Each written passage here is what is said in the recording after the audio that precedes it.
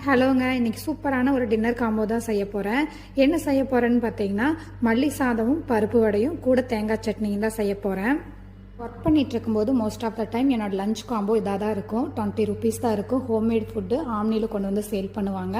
இதே காம்போவாக தான் இருக்கும். வடைக்கு மட்டும் 5 to 10 ருபி எக்ஸ்ட்ரா பே பண்ணுற மாதிரி இருக்கும். பொள்ளாச்சி சைடு இருக்கிறவங்களுக்கு தெரியும்.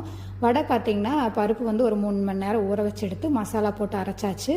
மீதி இருக்கிற பருப்பையும் போட்டு குறைன்னு அரைச்சாச்சு. அப்போ தான் வடை கிறிஸ்பியாக இருக்கும். ஊற வச்ச முழு பருப்பு கொஞ்சம் எடுத்து வச்சுக்கலாம். லாஸ்ட்டில் மிக்ஸ் பண்ணி வடை சுட்டால் ரொம்ப டேஸ்ட்டாகவே இருக்குங்க. கூடவே ஒரு டீ போட்டு குடிச்சாச்சு. மல்லி சாதமும் பாஸ்மதி ரைஸ் ஊற வச்சுருந்தேன்.